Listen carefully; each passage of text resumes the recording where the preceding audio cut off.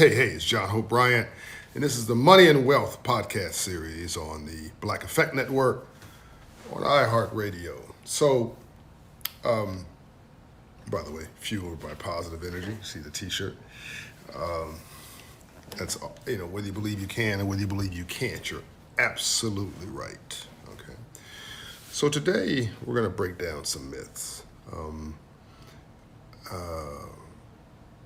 The theory that successful people just sort of glide through life and somehow have no obstacles and challenges and everything's sweet, you ride around in fancy cars, get on private jets, and you go to conference rooms and sign documents, and you go to the bank and cash a check and all this stuff, and you spend money and you lounge all the time. Just not true.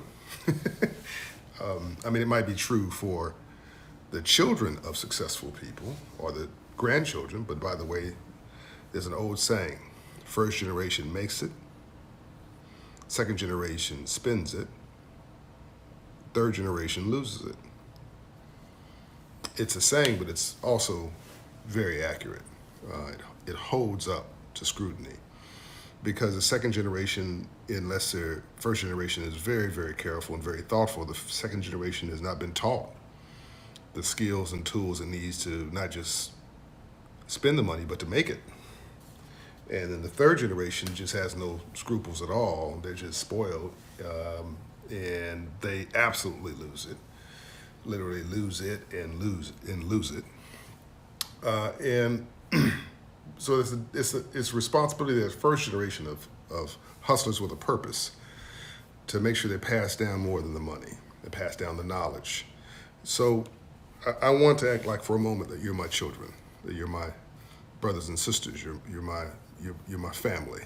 And I want to give you the gift of insight. I want to put you in the room, all right? So as you're jogging or driving or listening or cooking or reflecting or whatever it is you do when you listen to podcasts, I want you to get into this and then pull out your pen and paper or your iPad or your iPhone, your note-taking app. I want you to really indoctrinate yourself into this story of what happened when I built,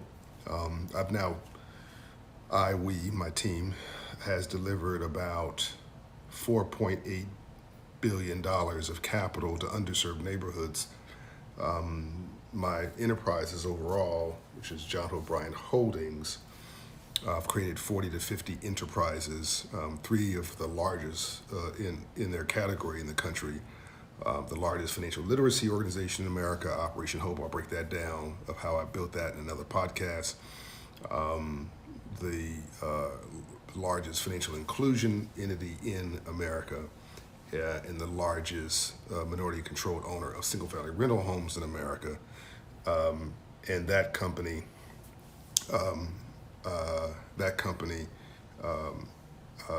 I recently sold, and that's part of the story of what I'm going to tell here. So the story begins. The story begins with a cautionary tale. I have a policy in my office. Don't ever do anything you don't want to see on the front page of the New York Times in 5 years. So because I run a high-profile nonprofit organization in addition to for-profit organizations, I deal with donor money, I deal with partner money, I deal with investors' money. Don't put me in a limousine ever. I mean, ever. That's not what donors and partners, investors want to see their money being used for. You might see me in a town car, if you do, or an SUV. I'll probably be sitting in the front passenger seat. Don't buy me a first-class plane ticket. I'll upgrade. I travel so much now that it's pretty common. Actually, it's very common that I get upgraded. Don't put me in a 5-star hotel. Put me in a 4-star hotel. I won't know the difference, and it's probably more appropriate. So perceptions matter, and it's not just the letter of the law, the rule of the law. It's also the perception of the law. And by the way, if you're black, you're born on probation in America. So black, brown, women, whatever, you gotta be twice as smart, twice as intelligent, twice as well dressed, twice as smart, get up twice as early, stay up twice as late, and hustle twice as hard, and be twice as honest. And because you're not getting a second chance. And so this unfairness, I didn't take it as a negative. I took it as a badge of honor that if I could follow all the rules and keep my nose extremely clean and all that stuff, then I'm just going to be the haters are going to make me better. I'm just going to be a better businessman, and such has been the case, by the way, right? So all the drama just made me a better businessman, I believe. So the first thing I had to do is figure out, because I was an entrepreneur, then I founded a nonprofit organization and grew the nonprofit, and then I had to shed my reputation as an entrepreneur and really become this nonprofit leader, be focused on that for 25 years, and really put my for-profit business on the back burner. Even though my profits, the money originally that came from the nonprofit came from my for-profit business. That's a whole nother story for another time. But I had to immerse myself in the nonprofit and make sure that I did things completely appropriate for a nonprofit, which is completely different than a for-profit entity, and not let the two mix, my for-profit and nonprofit. My for-profit literally physically has a separate office address, separate staffing, all that stuff, separate books and records, of course, than my nonprofit. Do not mix the two, please. You do not want to go to jail. One thing you do not want is the IRS on your tail. You will go to jail. They didn't get Al Capone for murder and mayhem. They got him for tax evasion, right? So if you're black and brown, like I said, people are going to be watching you. They're going to assume you're going to slip, you're going to screw up, and so don't give them the luxury of that. I'll deal with another video. I'll deal with how people tried to take me out several times. This is about how I did a $100 million deal part-time. So I was looking for years about a business I could do that would not interrupt, even though these were all my relationships and all of my relationship capital and all the stuff I built. I used my personal relationships to build my philanthropy, Operation Hope, and to make it the largest of its kind in the country, largest financial literacy coaching organization in America, with international reach. I wanted to make sure I had if I wanted to reemerge as an entrepreneur and as a businessman in that brand, that it did not in any way conflict with my nonprofit. So there's a whole bunch of stuff I couldn't do. I couldn't be a banker. I couldn't start a bank, compete with my partners. That's stupid. People say, oh, you should start a bank. Why would I do that and compete with my partners? It's ridiculous. I should be a mortgage broker. No, I can't be a mortgage broker because Operation Hope put people into homeowners. Homeownership. I couldn't be a finance broker. I couldn't be a financier. There's a whole bunch of things I couldn't be a credit provider. There's a lot of things that I just couldn't do from an ethical perspective that would give anybody any reason to say, aha, see that John Bryant guy? He's double dipping. He's whatever. He's playing funny because he's got this nonprofit. He has this for-profit business. Well, I thought long and hard. I said, well, I really like the single-family residential business and single-family residential rental business and rent-to-own as an aspirational platform. I want to own homes. I want to own quality, affordable homes, and rent them out to quality people who are working class. That was my vision, and it didn't conflict with Operation Hope in any way. So I thought, okay, I'll do that. So I pursued that for several years, and the answer was no. Not no, just like I'd go to my friends on Wall Street and raise this, particularly my friend Michael Arrighetti, who is the founder of CEO of Aries Management. And I raised this, and he was like, he just couldn't figure out how this would work, and the industry was too early on, in his opinion. This was early 2012 maybe. I might start raising this maybe in 2010 during the economic downturn, the mortgage crisis, right?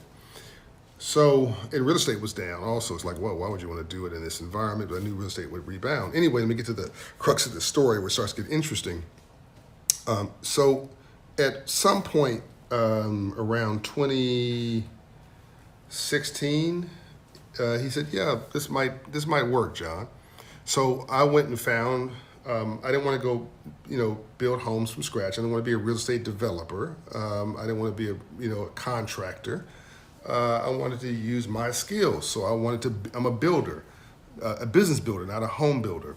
So I was like, well, let me go buy some assets, buy some single-family residential homes, and run it like I would want to run that portfolio of homes in my neighborhood. So I went to go try to buy a portfolio of homes. It takes just as much energy to succeed big as to succeed small. So I wanted to succeed big, and so I went about trying to do this um, uh, and to get an investor for this enterprise. And make a long story short, the investor said, "No, we're not interested." And it wasn't just we're not interested like on a business basis. There were some games, like without getting into he said, who said this, and he said who did this to that person. There was a guy who was put in charge of evaluating the investment who didn't like me. It was personal, and he resented me. And I won't name. I'm only going to name positive names here, right? By the way, here's my philosophy for living: talk without being offensive, listen without being defensive, and always leave even your adversary with their dignity. Because if you don't, they'll spend the rest of their life working to make you miserable. It becomes personal. So step over mess and not in it. Always, always leave even your adversary with their dignity, right? And so I'm not going to talk about the people who did me wrong, did me dirty, that we say in my neighborhood. I'm going to just commend the people who actually helped me build. Because the drama doesn't matter, right? Those people weren't going to stop me. I take no for vitamins. So this guy, I know I got him in my mind's eye. He's since apologized, by the way. But he stood away from me doing what would have been a deal that would have, if I had done that first deal, I'd have a company 3 times larger than the company I actually ultimately ended up building. But, God, everything happens for a reason. So I'm actually glad this didn't happen the way it was set up originally. So, because this guy would have been my partner. It would have been horrible because he was only, my other friend was only going to invest. If this guy signed off on it and he had to put his money in it, and he told me this was a dumb idea. Single family residential rental homes was a dumb idea, and he wouldn't put his money in it. He wasn't going to recommend his friend to put his money in it. And you'll see this is a theme over and over again. I had to not get emotional. If you listen to any of my content, you'll hear me say, whenever you make an emotional decision, it's going to be a bad one. So I didn't get emotionally wound up about this guy. I was disappointed. I was frustrated, sad, but I was like, okay, fine. Next item. So I never give up. By the way, Hank Aaron has a record for the most home runs, but he also has a record for the most strikeouts because you cannot hit a ball you don't swing at. So I never give up. I'm unrelenting. I am resilient, and I take no for vitamins, and I believe success is going from failure to failure without loss of enthusiasm, and I never, ever, ever, ever, ever, ever, ever, ever, ever give up, and neither should you. Only in the dictionary does the word success come before the word work because it's alphabetical. So I'm about to, no pun intended here, I'm about to give up. Not give up, but the business I proposed, the answer was no. You're going to get no's. Don't focus on the no's. Don't focus on the 98 no's. Focus on the 2 yeses, right? The no's don't matter. Success has 1,000 mothers and fathers, and failure is a bastard child. Don't focus on the no's. Focus on the yeses. Nobody's going to remember your failures. So this guy caused this deal to flush. My friend was like, I'm sorry, I can't do anything unless he signed off on it. And so we went and had dinner and talked about other things. Don't take it personal, and don't make your benefactor feel like they owe you something or you're resentful. Like you'll lose a friendship and you'll make them feel like you're only their friend because of what they can do for you, and you make them feel uncomfortable. And the reality is nobody owes you anything but a shot. Just an opportunity, that's it, not an outcome. So I remember calling my friend Michael Arrighetti back one day and saying, look, I'm tired of, when I started Operation Hope, I did it with my own money.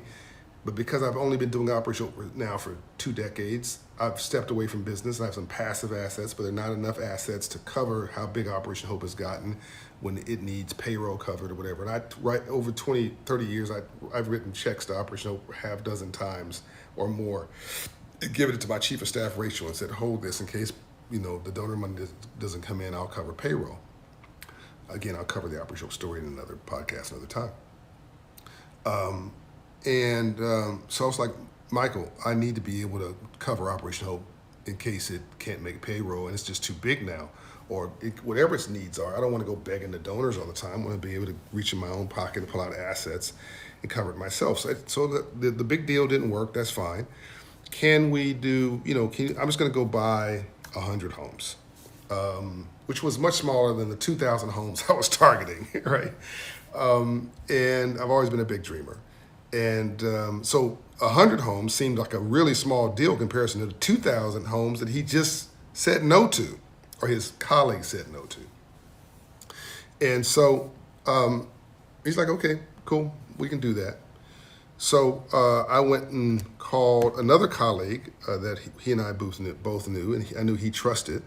And that guy's name was John Bartling. And John Bartling, who was a CEO of a division of Aries at that time, previously had left to become then CEO for a time at Invitation Homes, and now is the vice chairman, became vice chairman and then chairman of the investment division at Deutsche Bank. You'll try to see how all these pieces come together here in a minute. I called John Bartling, and John Bartling, I told him my vision. And, well, actually, anyway, the details here don't matter. John and I had this relationship, and John thought this was a good idea. But I needed financing. John couldn't, give me the homes. He had to sell them to me. So we were very friendly, but it was business. And business, again, is not personal. Business is just business.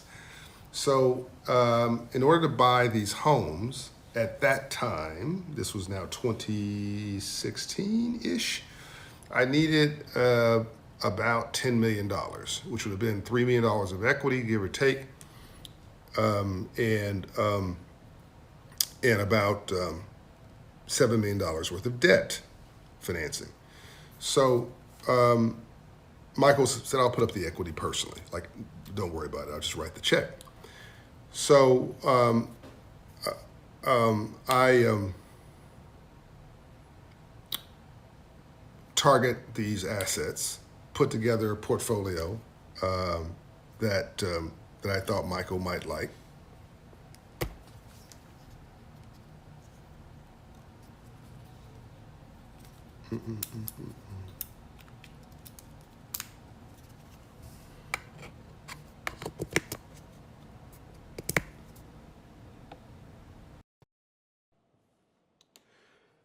And I put put together this portfolio that I thought would work of give or take 100 homes. It's probably less than 100 homes.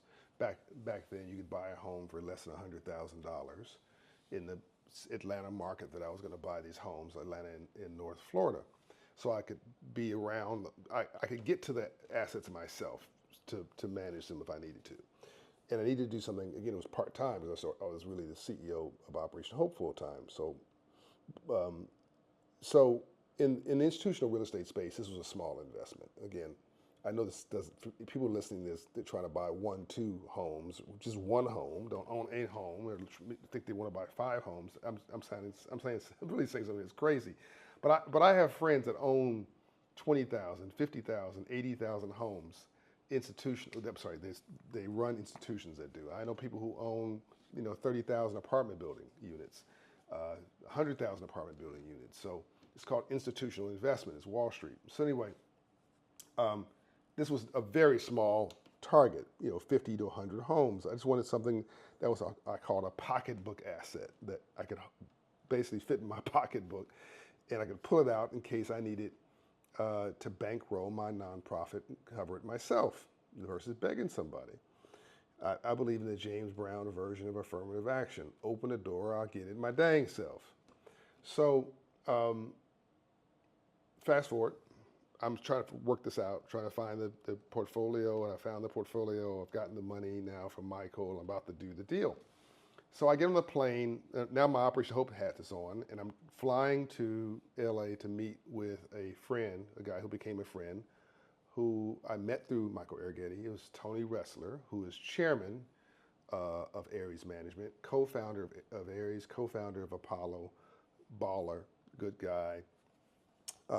And for the sake of this conversation, just so you put him in a bucket, I guess, a billionaire. Now, probably don't want me saying this, but it's public record. Michael and Tony are billionaires at this point.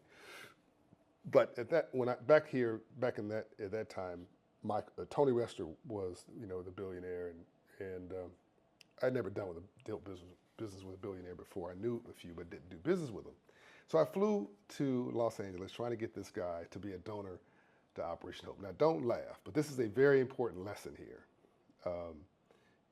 I flew to LA to try to get Tony Ressler, this is 2016-ish, to be a $25,000 donor, an annual donor to Operation Hope. It wasn't about the money, it was about I wanted him to be part of this family, but I also wanted his money.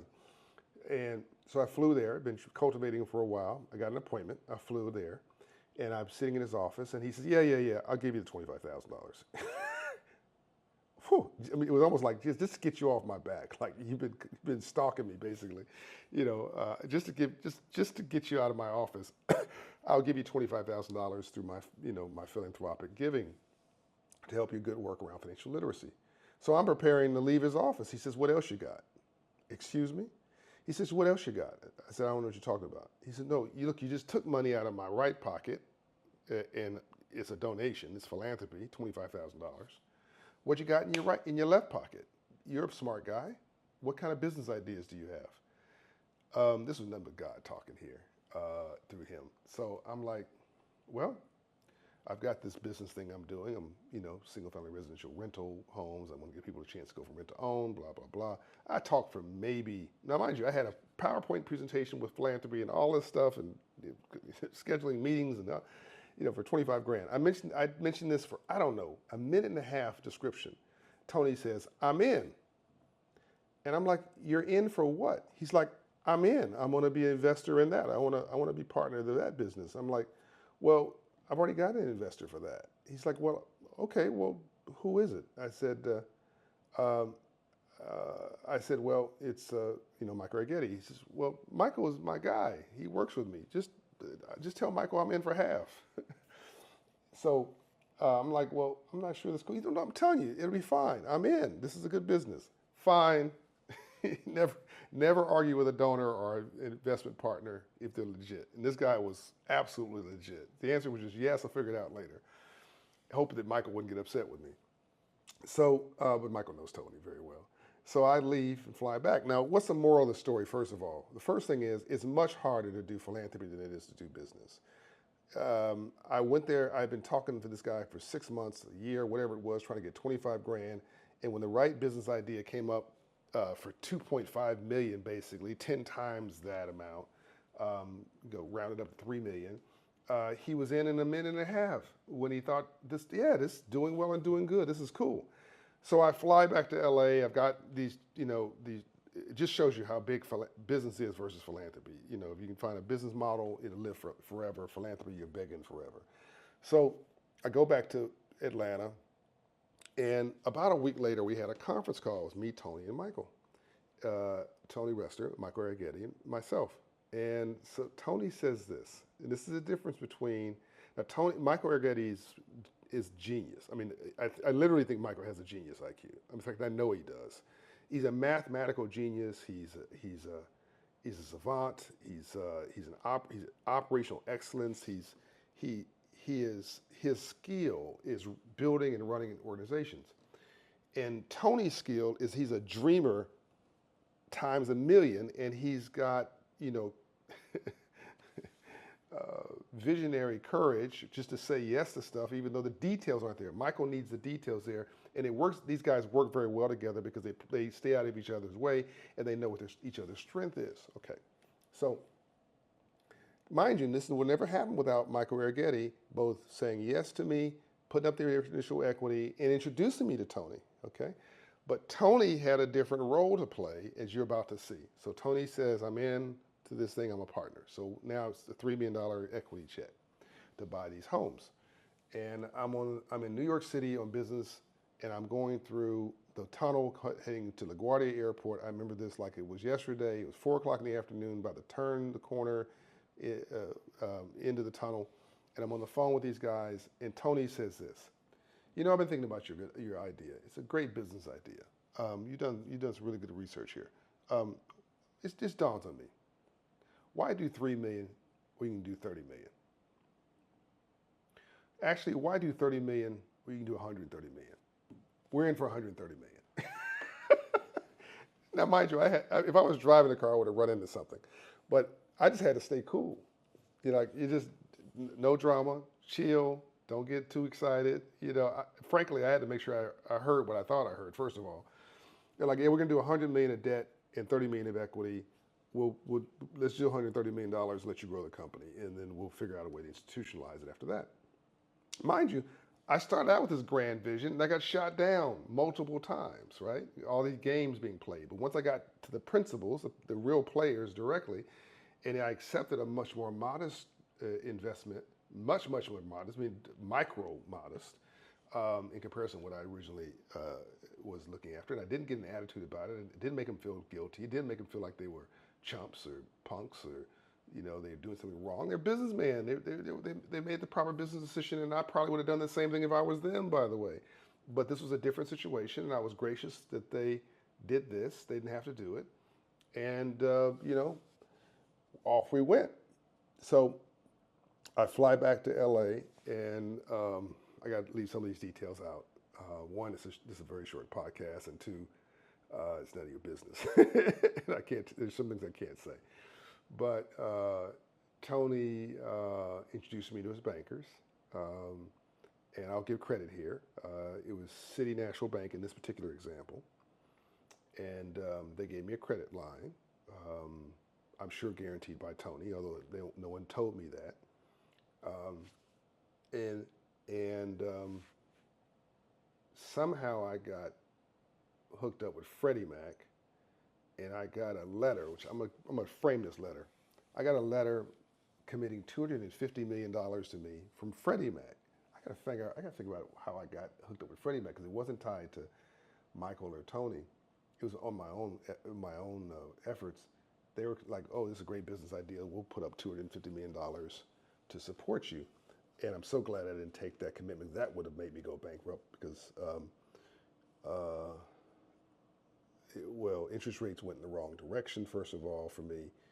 As I recall, that wasn't the biggest problem. The biggest problem was there was a huge prepayment penalty that that would have made this deal. I got into it. I basically couldn't get out of it, and I ended up taking down about 35 million of that 250 million from Freddie Mac, and could barely afford that.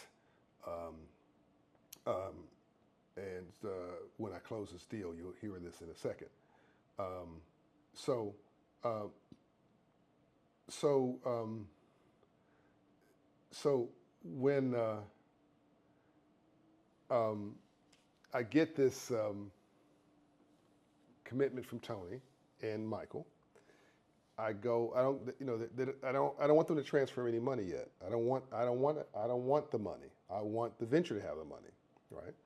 So I go and find my first group of homes to buy and check them out. Go look at them myself. Get them. Go kick the dirt. Look at them, review them, inspect them. I went personally to inspect a number of these homes. Now, you couldn't inspect all of them. There's a lot of homes. And I remember I was buying homes at 50 homes, 75 homes, 100 homes at a time, building this business and across the country. And there were some sketchy transactions. There were some sketchy sellers of homes. There was times where I had to pull a $10 million line of credit out of nowhere to get a deal closed. I had people who were drunk around me who I had to ignore. I mean, just all kind of craziness. I had to keep my cool at every step of this way. By the way, people who were drunk around me were not tied to any of my partners. It was folks part of the deal, the transactions I was looking at. So just because you have money doesn't mean you have sense, by the way. So again, I'm giving you the short version of this. So I started accumulating these portfolios, and I had to sign hundreds of documents because each one of these homes you had to sign mortgage documents and lending documents and escrow documents. and I'd be in the city traveling, and I would ask somebody, "Can I use your conference room?" And a delivery truck would show up with boxes of documents, and I'd sit there and have to literally, I've got photos of me signing these documents in these different offices. So let me fast forward here. So I told you about that I got this Freddie Mac commitment for $250 million, and the prepayment penalty. And I remember the money was like, no, actually, interest rates went down. That's what it was. And I had I had like 5 or 6% money, which is we're back to that number again now. But the interest rates went down, and this money became very expensive. But I couldn't refinance out of it because there was a prepayment penalty, and it was a lot of money. I mean, like a lot of money. So I'm really appreciative Freddie Mac gave me the deal. But the more money I took from them, the more I was locked into the deal. Okay, that's not the important part of the story, but I'll get to that in a minute because it comes back. It comes back to me. So I go and buy these homes. I accumulate this portfolio. I hire staff. I decide on a contract model where I'm going to contract for my chief financial officer, for my auditor, for my property manager, all that stuff. I wanted to contract out, and in order to be efficient and grow the company quickly and not have all this infrastructure. And so I had like 6 or 8 employees running a huge corporation, and I got the occupancy up to an institutional quality. It had institutional quality auditors and all that stuff. Not one time did Tony and Michael come and audit my books. Not one time did they, they just knew I wasn't spending the money on limousines and crazy stuff and parties. That's not who I was. They made an assessment of who I was on the front end, which is why they didn't need PowerPoints and business plans, all that stuff from me. They knew my character. They just needed to make sure I knew how to run a business. So this one person that they made sure who overseed everything from the side was his attorney named Monica Schilling. Yes, Monica, I mentioned your name, who is a baller. I mean, she is incredible. And if I told you what her hourly rate is, you'd fall out. And Monica had to curse me out on more than one occasions without curse words. I remember one day I had an idea, one of my many ideas, and I owned, a sizable portion of the venture. And so I'm like, well, Monica, I don't understand why I can't do this. Like, I'm the majority shareholder here. I want to do X, Y, and Z. And she's like, John, they're the money. Excuse me? Yeah, they're the money. You own the majority of the shares, but you have a different kind of share structure than they do. Their share structure gives them rights and privileges. Yours don't, because they are the money and the money makes the rules. Please, everybody remember this. Don't get upset with the money. The money, and I was like, yeah, you're right. They are the money. I'm gonna become the money, which I have become. But back then, I was like, okay, I'm gonna go along with this for the moment. And thank you, Monica. And fast forward, I built this company, and I'm ready to sell.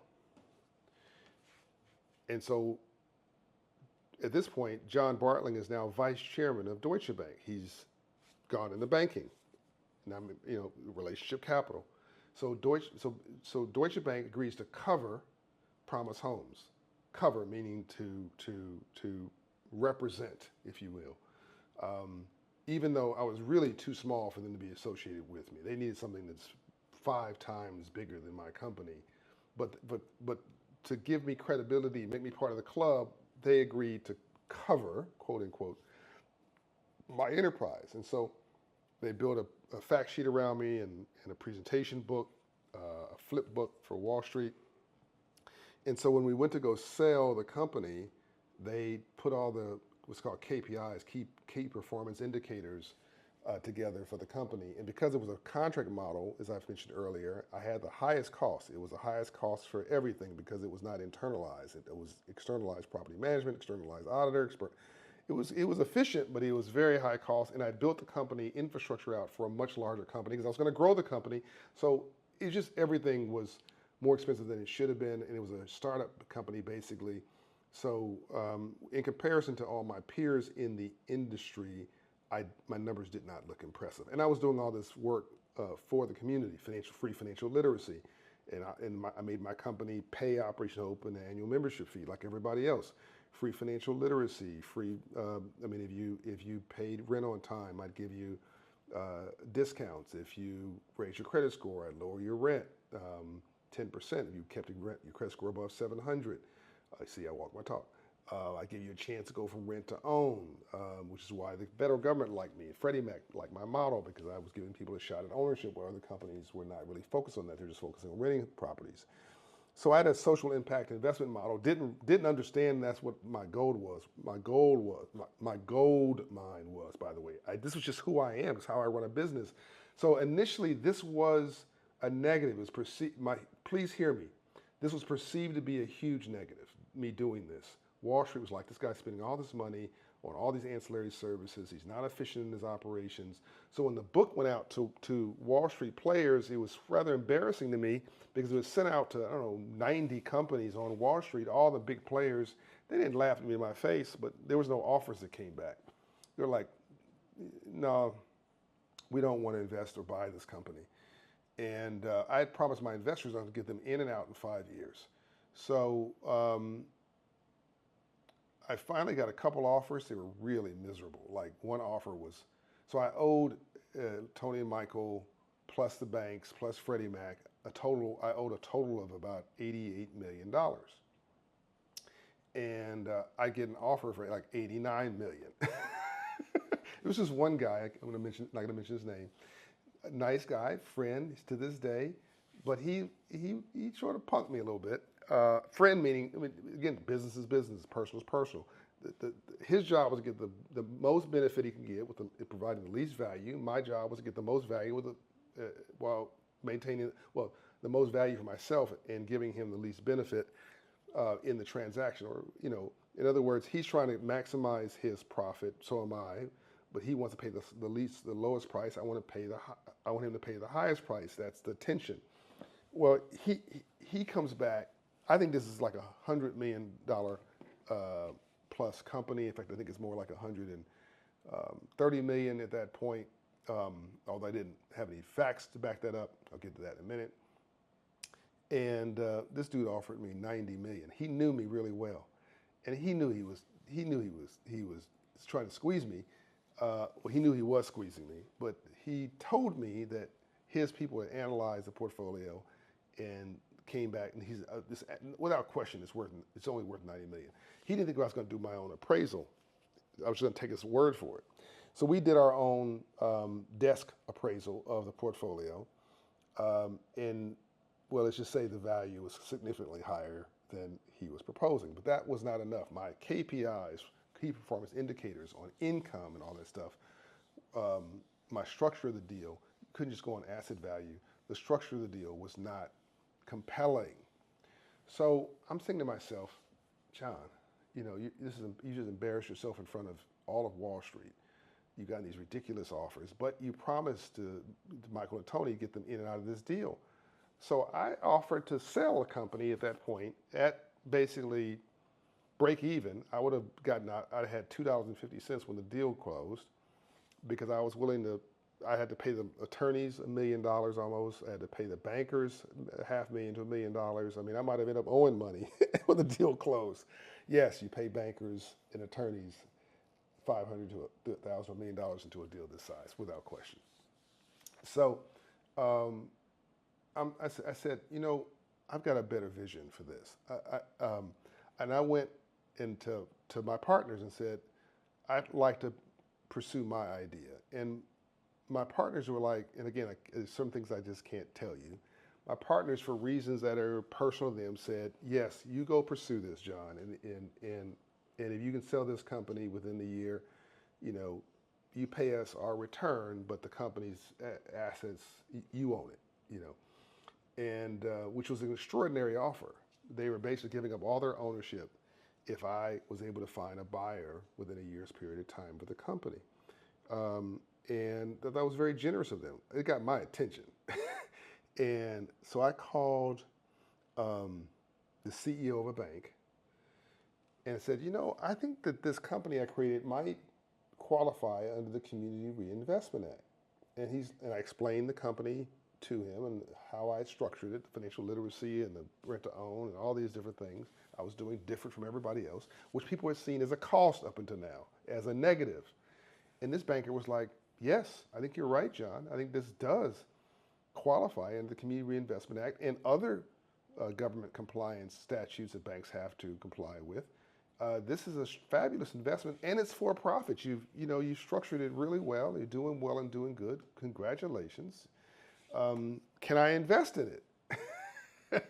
In fact, he said, I'd buy it if you were in my area, but you're not in my area. Can I invest in it? Sure. So again, I'm going to leave the details out here, but he offered to put several $1 million into the business, and I gladly took it. And the key was the interest rate. He's like, how about 2%? And I was like, fantastic. Now, the 2%, to pay 2% for the cost of equity, for anybody listening to this doesn't understand deals, this is extraordinary. It was extraordinary when I did the deal, and I don't know what year this was, 2020-ish, 2018, 2019, 2020-ish. Interest rates were next to 0, 1% or whatever it was. But still, to get equity, which is very risky money, at 2% was extraordinary. Maybe equity would have cost, if you're a big, huge Wall Street player, you're Blackstone or BlackRock or whoever, your KKR, maybe back then would have cost them 4%. Now equity would cost you 7, 8, 10, 12% today, depending on who you are. I was getting it 2%. It was unheard of. And so I took that investment into the company and paid him back, which proved I could borrow some money and pay that money back to an institutional investor. So track me now here. How many banks are there in America? 4,500 banks. What's their asset size? Trillions of dollars, trillions. I mean, I don't think last time I checked I probably can get this wrong, but I think it's more than $15 trillion. It's a lot of money. And it's 4,500 banks. And I tapped for the first time an FDIC insured bank to do investment in this category. I created basically a new capital stack, a new way of structuring capital for this kind of investment vehicle. And I'd done it because of my reputation, my brand, because of how I'd operate this business, for whom everybody else thought was a throwaway, a risk, stupid. They thought it was, again, I'd already gone to market one time, and it was told this dog don't hunt, basically, right? John's a nice guy, but this is not, we're not going to pay for this. But once I got this money, and they realized how much more money was available, Wall Street realized, at this low rate, I was like, okay, that changes the valuation of John's enterprise. He's proven that the market is willing to finance his business at institutional levels with institutional quality money at low cost to him. Two ways to make money: make more or spend less.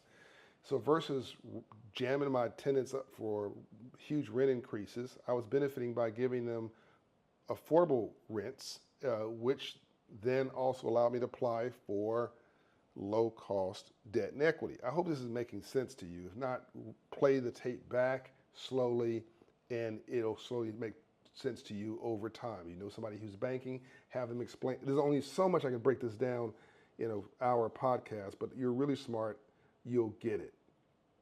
You'll get it enough. So to make a long story shorter, I did this twice. I borrowed the money, and by the way, I'll tell you this to do with a credit card. You get a credit card. I did this myself. I had a secured credit card when I was 18 years old. I was homeless.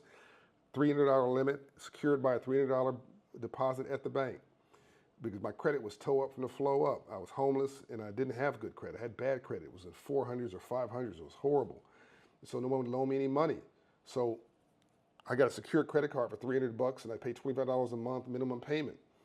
And then after a few times, I'd run the credit card up to 300. I'd pay it down to 100. Credit run it up to 250. It had a $300 limit.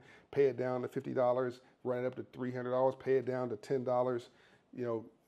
To show that I had the capacity to charge and pay. And then ultimately they gave me an unsecured credit card. And now I have a American Express Black Card amongst others, which has no limit on it technically. In this particular example, I did the same thing. I got that investment for 2%, paid it off before it was due, well before it was due. I had a 10-year term. I paid it off within a year. I wanted to prove I could take the money in and pay it off. This was a few $1,000,000. They loaned it to me again. Now interest rates had gone up a little bit, but I still got that money at a rate that was far better than any of my peers who are multiple times larger than me. This firmly established that John Bryant was a player and could build a business. That was institutional quality. And my occupancy rate was 96%, which means that 90% of my properties were occupied. And I had this minority vendor program where we're reinvesting in the neighborhoods and communities. Half of all my vendors were minorities and women. And I was doing financial literacy for the residents. And Wall Street Journal had written me up for an article where I'd gone take people from rent to own. My home paper, the AJC, had written this up. The Freddie Mac had written this up in a policy paper, meaning a white paper, meaning they use this as an example of this is exactly how we want these companies that are institutional quality, they're investing in these neighborhoods to operate, or they're doing well and doing good at the same time, not just raising rents on people and renting and not giving them a shot to own, so on and so forth.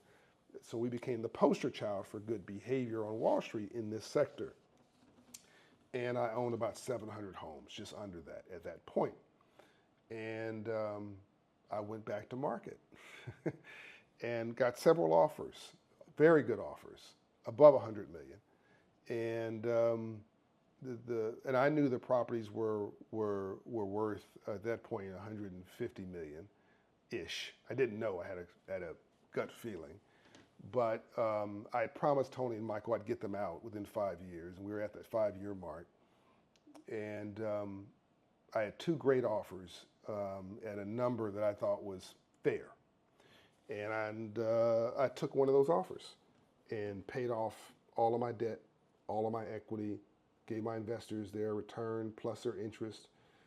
Didn't ask for a discount, didn't ask for a hookup, didn't ask for an attaboy. I met my commitments and I kept them, just like I was willing to do when I would have been dead broke and having paid off all that money and been basically in an even Stevens, so to speak. Maybe even in the hole, by the way, I would have been negative, as I mentioned earlier. That the deal closing was painful. I can't go into details of the deal closing, but it was painful. But we got through it, and we honored all of our commitments to the investors. I made a commitment to Operation Hope. Was able to take some of the money that I made in the for-profit and hook up and help my people on the nonprofit side of my life who don't get bonuses, who don't have stock options, because a nonprofit is owned by the public technically, even though the founder is owned by the public. That's the law. So I gave some of my senior leaders, there's videos on it, so you can watch. I bought them all a new car, new to them. Some of them were previously owned, some of them were brand new. Bought them the car of their dreams. I found out what each one of them wanted as a car, and got them an investment account. Some of them cashed it out, some of them kept it. I had a couple of my employees get upset because I didn't give them a car or an investment account. Can you believe that? That's crazy. I gave my executive assistant, my executive assistants. They were part of that group. I was so proud to be able to share that with them, doing well and doing good at the same time, and then made a forward commitment to help the organization. The people at Deutsche Bank who helped get that deal done, I've mentioned John Bartling a couple of times, but the people who were behind the scene, Mahesh, my God, Mahesh was unbelievable. And I'm going to see if I say this name properly. His last name, Mahesh Srinivasan, Srinivasan,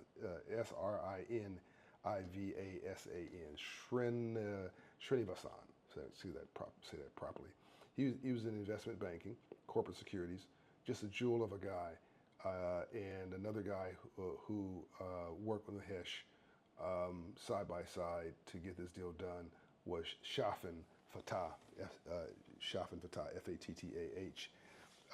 And they were just honorable through and through. And again, Monica Schilling, the attorney, was there from start to finish, and everybody discounted their fees when they saw that I was giving back to my philanthropy, and I wasn't getting everything I wanted, and in the deal. By the way, if you do a deal and you're ecstatic and the other person is miserable, it's not a good deal. If you do a deal where everybody's slightly irritated, it's probably a good deal. A good deal is where everybody's slightly irritated but basically pleased. If one person's excited and the other person's miserable, it's not a great deal because somebody won and somebody absolutely got thrashed. You want win-win, not win-lose. And a good negotiation, again, is when everybody is just slightly irritated about the transaction. And it's like, I could have got more of that. What clearly I left money on the table for a number of reasons. But I was happy with the transaction. I was able to meet my commitments. I built something that the Black Enterprise says was the largest access to capital deal outside of entertainment and sports for a black man in capital markets on Wall Street. In other words, I got a $200 million credit facility from Barings, which is an institutional provider of capital, a credit line, basically, to recapitalize this company when I sold it, because I stayed on as an investor, stayed on as an owner of the new company, even though I was passive. I'd sold the company to someone else, which is a whole other experience. It's your baby, and you got to learn that you don't control it anymore. And so I sold it in Christmas Eve 2021, and I went through Taco Bell and got a number one or a number three, whatever the hard shell tacos are with the Taco Supreme with a Coke. I think it was a Coke. They may do Pepsi products. I don't know. Anyway, I got the hard shell Taco Supreme, 3 tacos.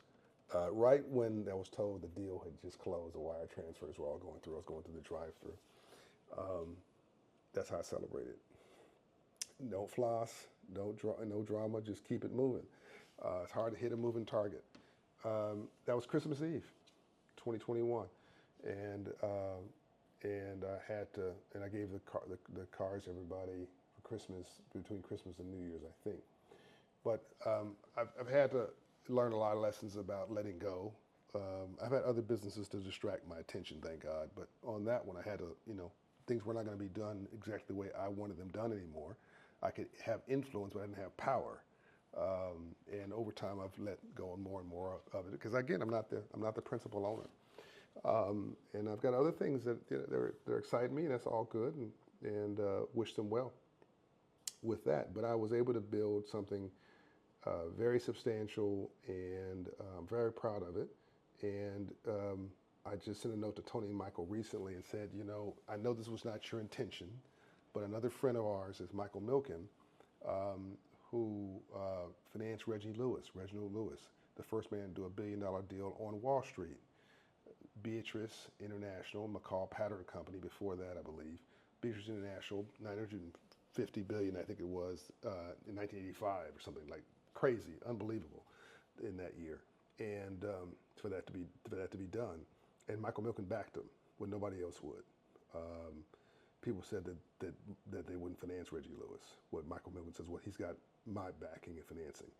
And I said, it's sad to say this, but outside of what you see, these big construction companies, and there are real estate developers like Don Peoples, and there's a Herman Russell legacy. The Russell family runs that now. That's, it's a different business. And I'm not gonna get in their business model, but it's really substantial, really, really well done, and they're much larger than me in their areas, right? But outside of like entertainment, like a BET deal or Essence, well, we don't know what the numbers were around Essence, but it's so few deals by black entrepreneurs. You can count them on one hand. But outside of, here's a great example. Robert Smith is an example in my lane because he's in finance, and he's built multi-billion-dollar enterprise. But outside of Robert Smith, in my space, this was the largest access to capital deal, which I did part-time, for a black man to pull the lever on, to clip a coupon, they call it, built a company in 5 years and sold it. Built it from nothing, sold it 5 years later. That's, by the way, the purpose of a company is to build it and to sell it, to monetize it. That's a whole nother conversation for another time. And then you go take those proceeds and you go buy something else, build it, buy it or build something else, sell it, monetize it, keep it going. You don't have to own a company for 9 zillion years. What you want is generational wealth, not generational headaches. And you go far enough to the North Pole, you end up south. Folks who built Blockbuster should have sold it to Netflix. Now they went bankrupt. You see people at Sears, people at Kmart, people at Kodak. I mean, all these companies just stayed at the party too long. So another conversation another time. We're at the end of this podcast. I hope you've enjoyed this. It was a point I was trying to make right there at the end that I thought was important beyond the fact you got to know when to exit, when to walk off to drop the mic and walk off the stage. But I think the issue was that this is a lot. This was me getting a $200 million credit facility from one lender, $100 million to another, non-recourse debt, which means it wasn't personally guaranteed, but just on the credibility of the enterprise to build a company from zero to market into assets of again, without getting details, worth over $150 million.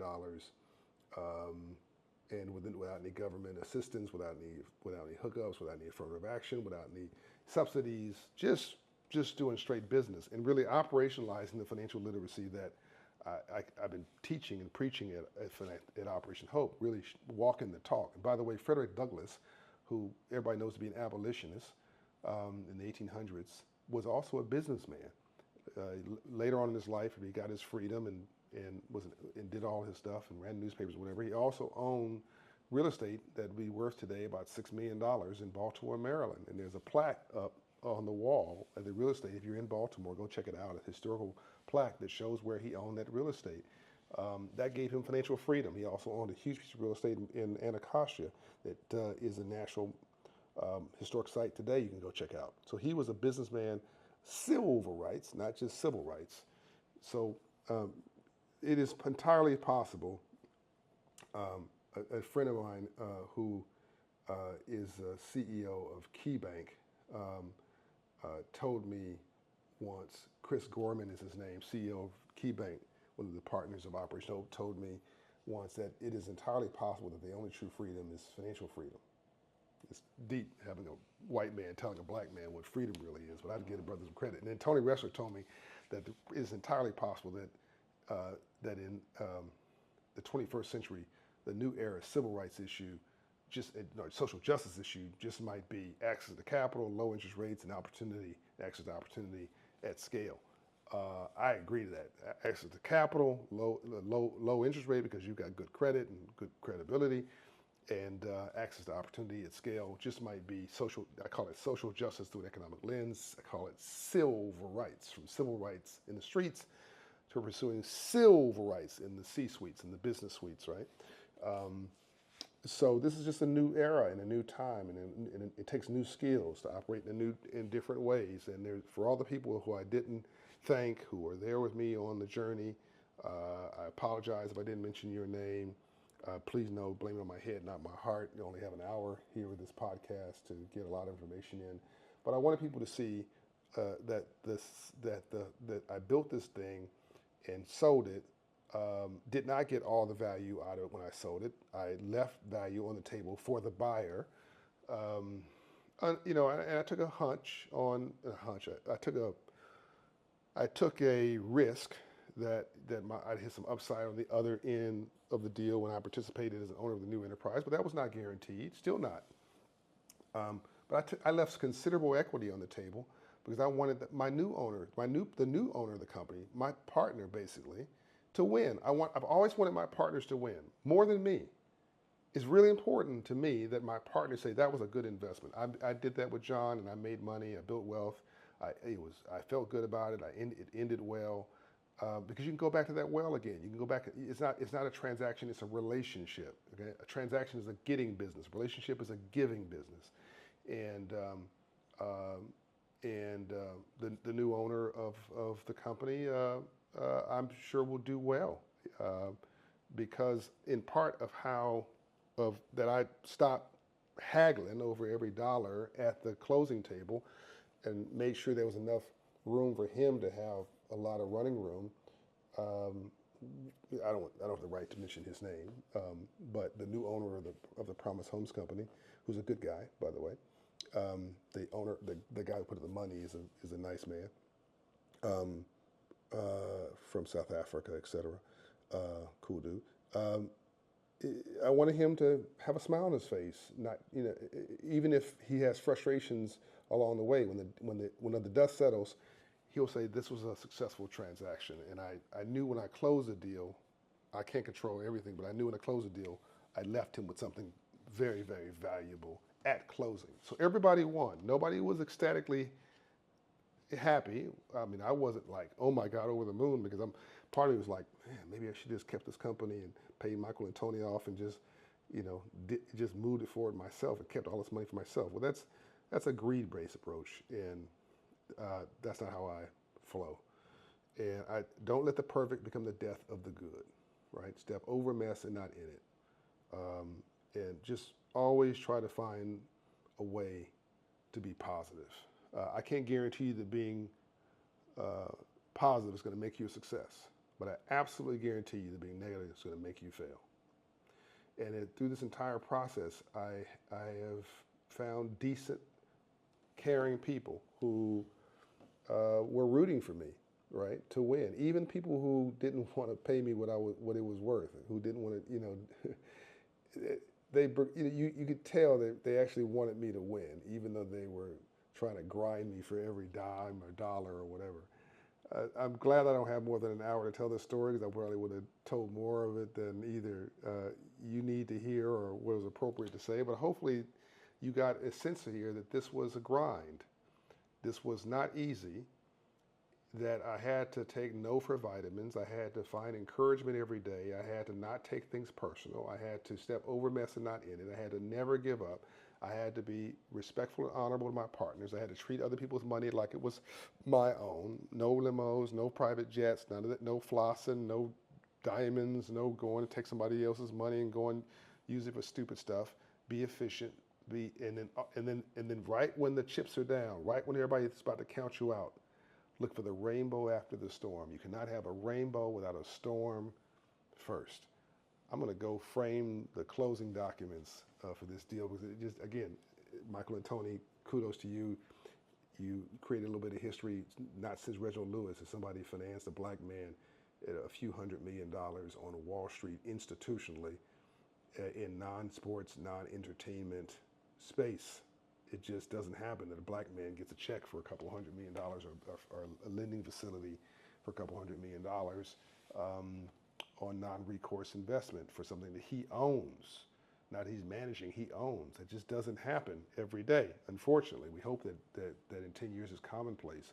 But this was pretty pioneering, and I want to thank them and everybody involved for making it happen and seeing it through. All right, this is John Hope Bryant. This is Money and Wealth on the Black Effect Network podcast series. This is what I meant by when I brought to the Kendra's podcast. Like, there's a lot of folks talking about financial literacy and talking about, they're an influencer or whatever. I'm not hating on them, but you can't really talk about things like this unless you've done it. Like, you got to be in the deal, not talking about the deal, in order to know what it's like to do the deal. And there are many times where I could have gone bankrupt, belly up, without question. I mean, a dozen times that things were just not going the right way at all, where failure looked like it was right around the corner. And but thank God for Michael Arrighetti and Tony Rester, who believed, and I paid my debt back. I look them straight in the eyes and go do another deal with them. And by the way, we are doing other stuff together. Both in the philanthropic space, in the business space, because that's what it's about, doing well and doing good at scale. It's about a relationship, not a transaction, and growing together. The new color is green. It's not black or white or red or blue. It's green. Maybe it's always been green. It's the color of U.S. currency. Let me know what you think about this podcast. Tell your friends, subscribe, share. Let's go change the world together. Go to Operation Hope, become a member of the 1865 Project. Get my book, Financial Literacy for All. Should have said that earlier. It's a bestseller. Give it to a friend if you already bought a copy. Donate one in your family's name to a library or a Title I school. Let's go. John.